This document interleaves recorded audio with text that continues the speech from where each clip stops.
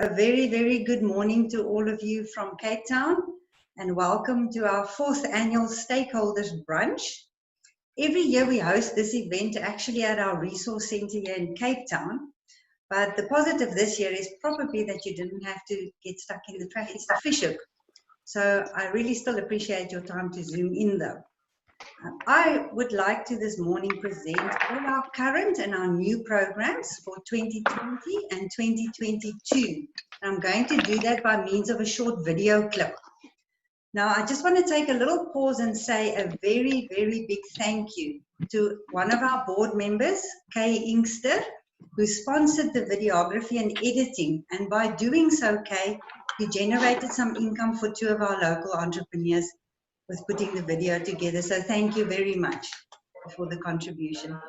Now, COVID-19 had an impact on all of us.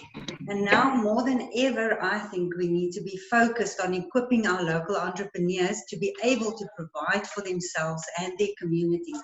And especially in the vulnerable communities that some of us work in, everybody that knows us and all my angels. So after this presentation, I'm going to play it for you. It's roughly about 7 minutes, so please, just 7 minutes of your time. There are some of my angels online, and others are in the field at the moment, but those who are there, please feel free to ask us any questions afterwards. So without further ado then, I trust that you will enjoy this video as much as we did in making it, and that you will see the passion and the commitment with which all the angels create impact and change in rural South Africa.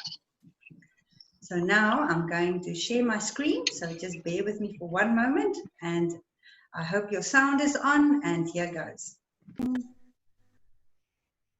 I'm Lizelle Coombs of Angels Resource Centre. We are a rural development implementation centre. We want to create a world where people identify their own solutions and provide for their communities.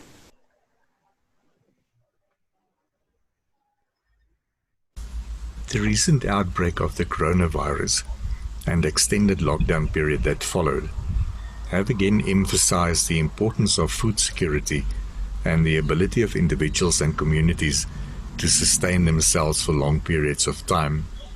We receive numerous calls each week for assistance and business support from these agri-entrepreneurs, and now more than ever in this time of crisis, there is an increased urgency to support sustainable interventions in the micro-agricultural sector. As the name suggests, microfarms typically operate in small land areas of 2 hectares and less, making this an ideal solution for those people who do not have access to vast tracts of agricultural land. Our Agri for Change program was designed after extensive work and research in both metropolitan and rural communities, and from there then developed the full agri-value chain, including agricultural inputs such as making compost and growing seedlings, right through to agri-processing and distribution. This integrated approach is aimed at supporting real local and regional economic development. Business Ezone is a social franchise designed as a supplier development opportunity, established through ED and SeD fund contributions. Each Business Ezone provides the standard franchise services and can choose to add on additional services relevant and needed in their specific communities. The Angels Resource Centre in Fishhook hosts Business Ezone, Coffee Zone and the Fishhook Tourism Desk. The centre is involved in many community projects. We support developing entrepreneurs, provide meeting and training facilities, and host a variety of workshops and training courses. The Resource Centre also serves as the micro-campus for Lead Academy. I'll introduce you to our Business Ezone incubator, and inside the center we've got Tourism Information Center. Here it is, and here you're welcome to come and ask any tourism related question, and our receptionist will be able to help you. I'll take you to our kiosk. This is our tourism kiosk, where our local entrepreneurs bring their stuff and we sell it on their behalf. And recently we just launched an online shop where you can shop from home, then we get it delivered to you. Hello there, my name is Kuzai. I'm the co-founder of KCC Training Center right here at Coffee Zone. I believe in mentorship, coaching and training because it is the best way to achieve your goals. At Coffee Zone, we have a barista training that we give to all the youth and the young people so that they can experience and learn how to get jobs. Business Ezone DR was sponsored by Solar Capital DR, and local entrepreneurs are now the full owners of this franchise after a 3-year incubation and training period. This Ezone also hosts a tech zone and mobile business units. The first mobile unit was sponsored by DR Solar, unveiled in Hanover in 2019, and continues serving the local communities. The second unit was sponsored by Solar Capital DR3 and will be launched in August of 2020. There's some joint audio, I don't know why. Angels Resource Center has been providing waste management and recycling training and mentorship through the Big Waste Wake Up, one of our CETA accredited flagship programs. Our efforts have assisted recycling entrepreneurs to earn income in this sector. In 2019, Angels also received the Best Community Initiative Breakthrough Award from Petco. And in June 2020, NOCRA was born. NOCRA is an acronym for Northern Cape Recycling Angels. This is the idea behind the initiative. Recyclers, our sponsors, government authorities, and all stakeholders are combining waste management and recycling efforts to divert waste from our landfills. NOCRA is established as the community recycling center from where efforts are coordinated to generate income for all our entrepreneurs. Schools where we have green clubs are part of this project. The whole ecosystem will administratively be supported by Business Ezone, who is our locally owned franchise and incubation agent offering BDS services. Recycling Angels, finding opportunities where others see none.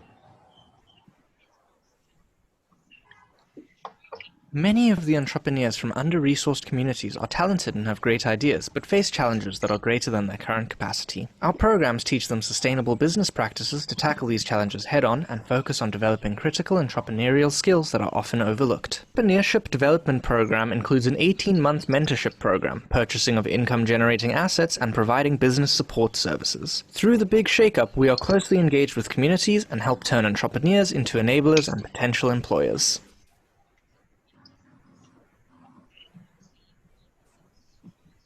Good day everyone, my name is Sheila Ziki. I'm the office manager at Angels Resource Center in Fishhook. And inside this center, we have got LEAD Academy. LEAD Academy is a registered private academy that offers workshops, trainings, and diploma courses. And we've got this exciting program that we're offering to the matric graduates. It's called Genesis Youth Program. Genesis Youth Program is a one-year gap-year program that offers business skills, job skills, life skills, and tech skills. And registration is in progress for 2021. And we have a micro campus here in Fishhook and the other one in DR, Northern Cape. Let me introduce you to the micro campus in Fishhook. This is our classroom. The Angels invite you to join us in our vision to ignite, integrate and impact the rural communities of South Africa. I really hope you all enjoyed that. I know it was a little bit fast and I will make the video available afterwards. So this is here where we are now open for questions from everybody.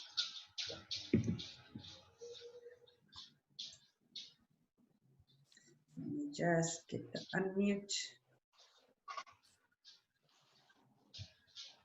Oh. Thank you. Did everybody get everything? Some feedback? We're very proud of the video. There was lots of our angels involved and we have about 12 hours worth of video, so it was very difficult to decide what to use. And I would really like to hear from all of you and maybe some questions around our programs. Can you see now? Hi, it's Kevin here from England. Hi, morning, Kevin. How are you? I'm very well. Good. So I think it's great you've done a video. It shows what you're doing, and that's very helpful. How are you managing through the COVID crisis? How badly is it affecting you? So the COVID, the effect it had on us as Angels, as an organization, was quite heavy. We did lose quite a significant amount of our funding as companies diverted funds to the COVID efforts, and it was quite hard, but we did soldier on. We did try not to leave our entrepreneurs without support, so all we did was we just adjusted the sails, and we tried to encourage the funders to actually make use of entrepreneurs in the communities to deliver certain services, so that all is not lost, because we had quite a lot of the funds diverted. But I think, Kevin, we will just continue. It was hard, but I think we're coming out the other side where people are starting to think about the programs need to go forward, and they're realizing that we can't stay in the lockdown forever. The impact on the communities are disastrous. I mean, it's really, really bad. I know COVID is scary, and people are dying, and it's really not cool out there. But in the same vein, there are so many people that are worse off than before, if that's even possible. So I think we only realize the impact of COVID when you walk the streets like we do, and you work in the communities, and you see how things are coming out. So I'm hoping that more and more of the companies and organizations that work with us will give us an opportunity to connect them with our entrepreneurs, so that they can be providing the services and not bring in things from outside, because that'll just keep the local economies going. Thanks for the question. Okay. Iris, I hope you saw the video of our waste programs. I know Iris is from the DG Murray Trust, and we've had some engagements about waste programs, but obviously that was before COVID, so that was also a program that was postponed a little bit into the later part of the year. So I hope that gives us you a good idea of what was going. Thanks for the chats going on the side. It still doesn't make the silence on my screen much easier. Good morning. Morning, Kyle. It's Kyle. I'm from Cape Town. I just have a quick question. I might have missed it though, but if you can elaborate more on that I think it was plastic recycling. Yes. Perhaps the jobs around that, the community buying around that, and as well as who uptakes that that plastic recycling, whatever you're recycling, what does it get repurposed into? Okay. Yeah, so forth. Thanks. I will do that. Curti, thank you. I see your hand up as well, so let me quickly answer Kyle. Kyle, the recycling program, we started an initiative called NOCRA, as maybe you heard on the video, it was Northern Cape Recycling Angels. So we created a whole infrastructure around the Northern Cape, where we partnered with people that have trucks and infrastructure as well, so that we can make a trip right around the Northern Cape and collect recyclables from as many informal entrepreneurs as possible. So people, picking up the waste and just getting together. And with some of our sponsorships, we've been able to buy some equipment like balers, because balers just crush the plastic into smaller packets so that it saves on transport. The biggest problem in the Northern Cape is transport. For those of you who have been to the Northern Cape, you know that any one town is about 100 kilometers away from another one, which makes transport very, very expensive, and why many people don't want to work with the recycling and waste management in the province is because of the distances and the expenses around it. So we've started a program where we will go and collect the recyclables using partners that we have in the Northern Cape, and all the recycling and waste will be brought to a central place where it gets processed. But as we go around, Kyle, collecting, we immediately pay the entrepreneurs. So any entrepreneur or waste collector will at any given time, when we're there, they will make some money, whether it's 50 Rand, 100 Rand, 500 Rand, 5,000 Rand, they will get paid immediately. And we very soon realized that the cash transactions are quite difficult. So we partnered with Intellimali, and it's a little debit card system, and the debit cards can be swiped at the U-Saves and Pep stores and Checkers, Pick n Pay, and a couple of other stores that the entrepreneurs have access to, and they can also draw cash. So we've been paying the money into the Intellimali cards, which also helps with a bit of the crime and some of the challenges around working with cash. So the first time we go around, the entrepreneur makes 50 Rand. The next time we come, he makes 500 Rand, because he realized that we're paying him immediately. So it's been a very exciting journey. So it's not just about the plastic recycling, it's about processing it. And we show them to make furniture, floor tiles, arts and crafts, all sorts of things. There's composting. The waste streams are really all addressed in this program, and every entrepreneur can do something with some bit of the waste stream. Does that answer cool. your question, Kyle? Yeah, that sounds it sounds very cool. The linkages to again becoming taking on an entrepreneurship role, different forms of paying them. But I have a follow-up question though. Sorry, Curtie. So your interest, did you get a lot of interest from the community around this? Because it's a fairly simple. I wouldn't say, let's not say simple. It's an easy entrepreneurial process for someone to just pick up some waste, gather a couple of friends, and make some money. I'm just wondering. Yes, Yeah, it is. how much? Yeah, no, you know what? It depended on the communities. You would be surprised how in some places people were. I'm not picking up rubbish, because that's the perception. But as soon as we formalized it just ever so slightly, and we introduced the waste management training. In other words, we took the entrepreneurs or the interested people in the community through a proper waste management training course for about 10 days. So it's a bit of business skills, and also show them what can be done with the waste. Then it takes away that thought about waste just being picking up rubbish. It actually it turns it into a business, and it gives people a bit of dignity around it, because we formalize it and we make them feel like they're running a business. Cool, I like that. Thank you, Kyle. Curtie? Yes. Just a comment. There's money in dirt. Coming back to my question, I got one question, one comment, and then one request. Firstly, the question is, if you were to say you got 3 needs, what are your top 3 needs right now as an organization? Secondly, the comment, you guys are doing great work. I like everything I see in terms of sustainability and greening. That is the future. But please exercise social distancing. We need strong entrepreneurs out there, yes, and a strong leader out there. So we don't need them to get sick. No, all right.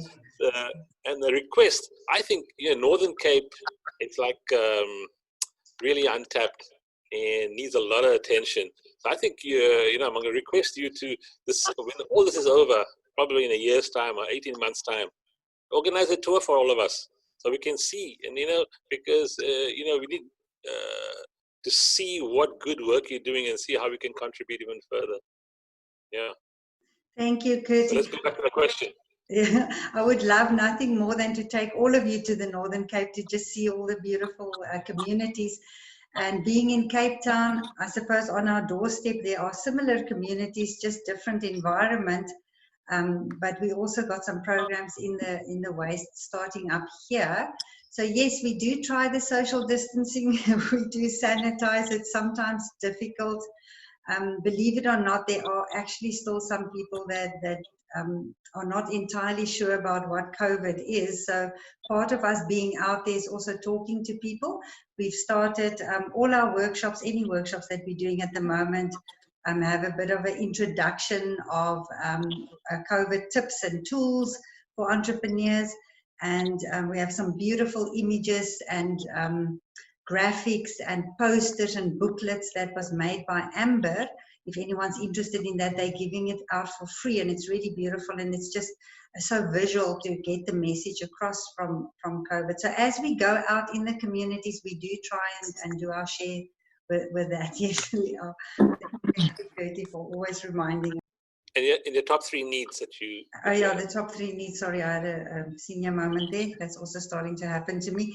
Our top 3 needs, I actually just need people to engage with us, to come and talk to us when you have programs in your organization, when you want to do good, when you want to make an impact that's lasting, a real long-term sustainable impact in communities. Please engage with us so that we can introduce our programs in detail to you, so that we can show you what we've done and how we measure our programs, how we design our programs. if there's anything we do well, it is passion. We absolutely love what we do. We really just need the support of the organizations to help us to continue this journey, to just make time for the rural communities. It's not for everyone to work there, but once you've worked there, you will never work somewhere else. There is so much need out there, and I would like to just highlight the opportunities that through Angels people can make changes in the communities with the funding. So I think it's pretty much just attention on the programs, help us to support the rural communities. If you are near any of our centers, like the e-zones, the business e-zones that are social franchises, those social franchises are owned by local entrepreneurs after a 3-year training. So if anybody wants to do franchise in one of the communities, that's a great supplier development opportunity that we can also introduce. We always need computers, we always need data and airtime, we always need office chairs. We always need things that can be donated to communities as well if you want to switch more to the CSI side of things. So if you want to do good and you want to give back, talk to us. There's an opportunity for you that we can work together and just make a real impact in the community. Thank you, Bertie. That was more than 3 things, I think. That's fine. I know you take your chances. All for the communities. Thank you. Hi, Lizo. Morning, Sibusiso. You have a question? Hi, yeah. I think you touched a bit on the franchising, and I think you and I, when we chatted, I think it was last week or 2 weeks ago, yeah. We chatted about the e-zone franchise structure. So, yes. You know, I'm thinking, let me just take this opportunity now, you know, just to ask you to expand a little bit, you know, on it in terms of how it works, you know, and really get into the model of it. Thanks. Thank you, Sibusi. So yes, it's quite exciting to have had that engagement with you. So how the e-zone franchises work, it's, think of a postnet and an accounting and bookkeeping company rolled into one. But the prices that are charged is really adjusted to the community it serves. So how it happens is we will engage with the community and we will first see, will that community be able to sustain a business e-zone? In other words, is there enough money available in that community amongst the entrepreneurs to, you know, to pay for the services that the e-zone will offer? If there is, we will ask a funder to buy a franchise. The funder will then buy the franchise, and with that money, we will recruit 4 or 5 entrepreneurs in the community. We'll put them in a 3-year training program to show them how to run this e-zone and make money. So it's a for-profit e-zone. The social franchises, the entrepreneurs must make money. This is their business. Then after the 3 years, we give them a franchise license and they can then continue with this franchise, owning it 100%, and they can then provide services locally to yourselves as the clients in the area or to the entrepreneurs in the area. And they can also add on extra services depending on where they are. For example, in De Aar, they have an internet cafe because that's a big need in the community. They don't have access to much Wi-Fi and online platforms.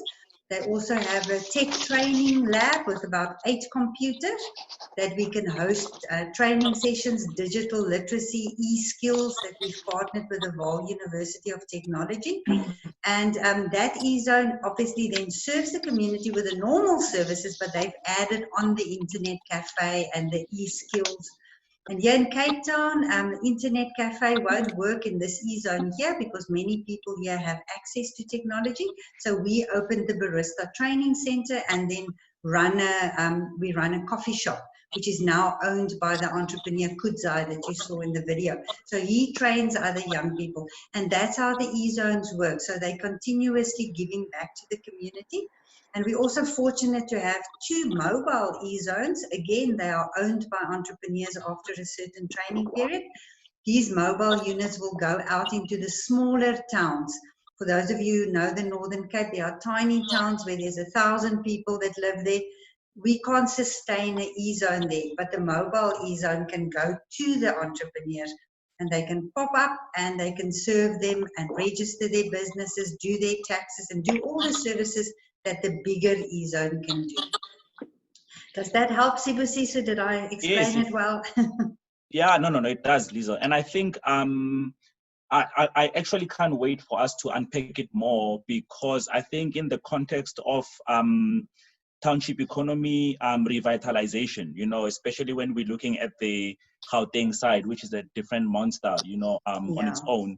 I'm really looking forward to what our discussions are going to look like when it comes to that, because when you're looking at a township like your Mamelodis, your Soshanguves, your Atteridgeville, they're not rural areas, but they are township, and they also require a whole lot of assistance, and where I shoot from the hip. So basically, where organizations like your SeDas and NYDAs have failed, maybe this could be a solution for that. But I think let's keep chatting. We'll keep chatting. Thank you. That's very exciting. I must say, Romany's background there made me think of our Agri for Change program. It has been the most exciting journey to set up small-scale farms and actually see the smile on people's faces having water. Now, Chris is our mentor with Aviwe in the Northern Cape, and they've actually managed to, with the support of Lahar Solar, I see Harasina is with us, with their support, we were able to actually bring water to some of the small farms in the Northern Cape, and it was just so incredible how so little give and a commitment, just a bit of commitment and a bit of money can make the world of difference in getting the entrepreneurs sustainable. So our Agri for Change program, the idea is to get small farm holdings going. I hope I'm using the right terminology. Chris is also our Agri-Fundi.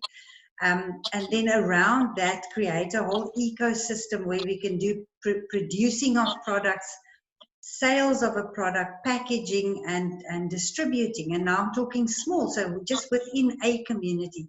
But Chris believes that with the help of the Department of Agriculture, with whom we've been speaking, we would even be able to do a few bigger scale farms and working in the agri-entrepreneurial environment, because there's so much to do with agriculture other than just making food. There's a whole lot of waste streams that comes out of the agri-entrepreneurs, and it's a very exciting journey. I don't know if anybody wants to ask any questions around Agri for Change. Chris is here, he is our expert, and I'm sure he'll be happy to answer any questions around the Agri for Change program. Sorry, Liesl, me again, when you're speaking about the agri stuff. Yeah, so my question is with the whole Agri for Change program you're talking about. How problematic is access to water when it comes to that, especially in the Northern Cape area? Just if anybody has an idea. Chris, I think you need to answer that question for us, because you've been in the ground, literally planting side by side with the entrepreneurs. Yeah, it's been a very hands-on process, and I mean, we are in Northern Cape, is a relatively dry province, as you know, and water is always an issue. The Karoo, as I said to somebody the other day, is not well known for vegetable production. It's more sheep production and livestock production areas. Yeah, we've got to go to great lengths if we want to create sustainable projects. In the ones that we've been dealing so far, the biggest issue has been the provision of water. But again, with the support of Dar Solar, we've so far managed to sink two boreholes, one in Phillipstown and the other in the syndicate near Britstown. Now, yeah, usually in those two areas, you find little water at depths of like maybe 40 meters. And sometimes, first drought hits like we've had over the past 2-3 years, then those boreholes dry up. So sometimes you've got to take the risk of going deeper. So the borehole in Phillipstown we sunk to a depth of 140 meters, which is, I suppose, one of the deepest boreholes in that area. But we've been rewarded by 30,000 liters of fresh water per hour. So that project has got tremendous potential for expansion and for the intensive production, for intensive cash crop production, which we've now started. Unfortunately, we have started planted some seedlings, including our first garlic crop. But we had also, I think, in June, July, the coldest. I've checked the figures last night, and it seems that this is the coldest winter we've had in the Northern Cape, in the specific area, the past 30 years. So dealing with temperatures of... I beg your pardon? No, there's a different discussion going on. Sorry, Chris. So your audio is a bit shaky. My audio. Yes. Okay. I'll carry on. We've been dealing with temperatures of -12, -13. So that has been a real challenge now. In the syndicate, it is an area that in the past used to have very good water, but due to the syndicate dam drying up and weirs being built upstream, the water is dried up. So, but there we found water at 125 meters. Also, again, deep well, which obviously increases the cost of bringing that water to the surface, and all that kind of challenges. But yes, so far so good. All right, thanks, Chris. We soldier on. Thank you, Chris. I hope you could hear some of that, because the Agri for Change program has been fantastic in the Northern Cape. The difference it's made in some of those communities is just so rewarding. It's been absolutely wonderful. Good morning, Lizelle and everyone. Morning, Tuli. Nice to hear from you. It's wonderful to be part of this discussion. I think I missed out on about 2 of your programs from the list that you shared in your invitation. I didn't hear much about the TBSU and EDP program, as well as the Genesis Youth program. Okay. If you could just share some more detail around those 2, that would be very enlightening. Thank you, Tuli, for the question. Yes, my fear was to make a 2-hour video turning into a movie, because I would watch it, but I was just worried about the audience, and I suppose we did rush through the footage a little bit. So the TBSU is our big shake-up program, and it was born because I thought that I needed to go into the communities and just shake up all the entrepreneurs, because there are such a lot of innovation in our communities, such a lot of entrepreneurs, and they are often overlooked because of their environment. People don't get to them. So the idea of the big shake-up is really the big shake-up. So we want to find the entrepreneurs in the communities, doesn't matter how big or small they are, and then accelerate them a little bit, because if somebody's already entrepreneurial, the next step to accelerate them is quite easy, and then they can obviously create the employment in the community. So the shake-up consists of a 5-day NQF level 2 business skills training course. Then after the training course, there's a 12-month mentorship program. Now, we always wish the mentorship programs can be funded for 18 months, maybe 24 months, because only after the first 6 months do we really get the entrepreneurs to start thinking like businesses. And it's just the most amazing thing to see them make money and then starting to believe us that they can actually do this. And it's just phenomenal. So the big shake-ups purpose is really to find the entrepreneurs and then sort of get out of them their own skills and their own confidence to find their feet, to say, I can do this and I can provide for my community. And then, of course, sticking with them then in the mentorship program. So the EDP program, the Entrepreneur Development Program, that program is usually off the back of the shake-up. So in the shake-up, we will typically take about 100, 200 like mass training entrepreneurs through that program.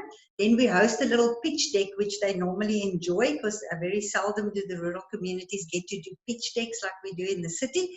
And we then get entrepreneurs that are, just sort of can be accelerated much quicker than the others. So those ones who are really committed, and we can see that there's access to market for them and that they would be able to run a sustainable business. Then those entrepreneurs in the EDP program gets funding, and the funding goes towards income generating assets and business support services. So the business support services would then be all those administrative and compliance services that any business owner needs, your taxes, your CIPC registration, your CSD registration, all that administrative stuff. And that is then provided by the local Ezone, if there is one, which then makes it sort of a circle of support that stays within that community. So this entrepreneurs in the EDP program will then get assets depending on how much money the funder makes available. That funding can be anything from 20,000 Rand to 200,000 Rand depending on the available funds, and also of course what the funder or client would want to achieve in that community, because we need to do certain outcomes, because you want to go into a community, see what's already there. I think many people on this forum are familiar with the asset-based community development. So we go and see what does the community have and how we can make use of those resources that are already there, find those entrepreneurs, train them, accelerate them, fund them, and then continue looking after them for as long as we can stay in that community sustainably ourselves. So that's the EDP program. And then the Genesis Youth Program.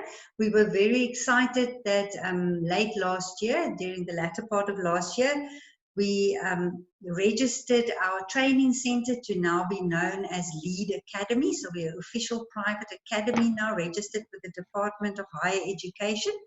And we want to offer all our training courses through the Lead Academy now. Our micro campus you were introduced to here in Cape Town, and very soon the one in De Aar will be launched. We're just holding thumbs for a program coming through to launch that academy for us there. The Genesis Youth Program is aimed at the youngsters that have just matriculated. So while they're in matric, we will visit the school and we will find the matriculants, identify 15 matriculants. Generally the ones that probably wouldn't have the means to go to university or technicon, and then put them through a gap year program. And during this program, we work on life skills, business skills, technology, and entrepreneurial skills. So by the end of that gap year, this individual, this young person would have a far more rounder experience to decide, do I want my own business? Do I want to go off to university? Do I want to travel? Maybe I'm just looking for a job. So during that year, we'll work with 15 youngsters at a time. And the Genesis, the name is because we wanted to play with Gen Z, because it's kind of focused on the Generation Z, just coming out of school, and try and help them not to get lost in the community, but finding them and just supporting them for that gap year after school, so that we can engage with them and show them some opportunities that's available. Because sometimes they don't know what's available out there, and that's what we feel, that gap that we can close for them. Did I get that all to you, Tuli? You did, thank you so much, but I missed one point. Is it 50 youngsters or 15, 1-5? No, it's 1-5. The reason we made it small, Tuli, was because it's a really intense program. It's very hands-on. We get very involved. There's a lot of visits. We take them to places, so that they can have experiences as well. We built in many practical experiences, like the Africa Cyber Gaming League. They come out to us, and they set up a whole gaming environment to show young people that there's actually money to be made in gaming. So if your parents are telling you you're just playing games all day, there's actually money to be made. But they've never been exposed to that. They don't even know that there is something like that. And there's Edro Robotics, where we can bring the little robots to them with pop-up laptops and show them how to code. So it will be a first introduction to coding. Then we'll visit big companies, we'll take them fine dining, we'll do all sorts of experiences. It's a whole program, and that's why we don't want to take more than 15 students at a time, because then we can't really focus on them and develop them. And we're hoping that the end result of that gap year would be some of the IPPs offering them bursaries, because I know they all have bursary programs. Maybe one or two of them, the highest achievers or whatever, can get a bursary to then go study, for those who want to go and study further.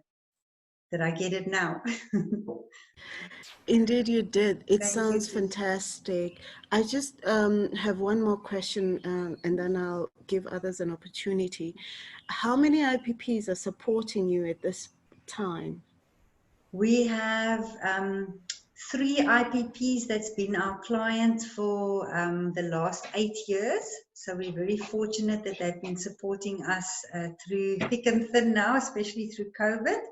And in the last 3 months, I think you can, if you look at my jeans, there's like holes on my knees. And as a result, we've got 2 more IPPs interested in our program. So please hold thumbs. But so all in all, it would be about 5 now. And I think we can spread our wings a bit further as a result of their support. I know I said it's going to be my last question, but I just have one more question. I really like the model that you're using, and I was very excited that Busiso from Gauteng seems to be quite keen. It would be interesting to see to what extent you can replicate the model to other provinces outside of the Northern Cape, including Gauteng, because we still do have young people who are unemployed in the province as well. But thank you very much for your time and for just exposing us more in detail to what you do. We would appreciate the video or something that can stay with us so we can engage in more detail with your activities. Thank you, Julie. I will make it available on our website and share it on the social media platforms and so on as well afterwards. So thank you for that. Marina asked me a question. She said, how do I choose the 15 matriculants? Marina, what we try and do is engage with the high schools during the matric year with the principal and the teachers, so that we can get a feeling for what is happening with the matric classes, and then they will help us to also select the participants for the program. It is super difficult, especially with the size of the classes and the number of students in matric in some of the communities, and it's heartbreaking and a very, very difficult decision. So there is a panel that's put together with the school and various other bodies. I'm happy to engage with you outside of this meeting to explain the process to you, but it is not an easy process, but it is as fair as possible. It is as fair as possible that we try to be to select the youngsters. I hope that answers your question. Mr. Marjo, I see you connecting to audio. I don't know if you are trying to ask a question. I see Alex is here, so if I may do a sound of silence, we've got 5 minutes left of our meeting. Oh, and Tombi asked if there's any chance for people who have already matriculated. We've had that question before, and we said as long as they're not, wrote matric 4 years ago, so if they're perhaps, like a year out of the school, then we will put them through the same process of selection as the current matriculants, and just see, because if they've been out of school for too long, it becomes difficult with the age difference of the youngsters to put them together. So yes, we do look at some of the students that have already matriculated, as long as it's not too long after matric. I just want to ask a question. Yes. Do you use mentors also for this program, or how do you choose the people that's actually doing like the lecturing? So Marina, we do. We are always short of mentors. So as I mentioned earlier, we do have a group of volunteer mentors, but that's for a different initiative. That's for our Friends of Angels program. But for the formal programs, we do have different mentors and different partners that presents the different modules. For example, like I mentioned, when we do the gaming or we do the digital skills training, and that we would partner with HCLS, VUT, UWC. We will also recruit or put out a recruitment for private mentors and coaches and people that are equipped with the skills for some of the programs that we don't have. So some of it we can do ourselves. We do have in-house a lot of talent in my team. I've got obviously the best angels in the whole world, because they don't only have skills, they also passionate, and they just stuck with us all through thick and thin.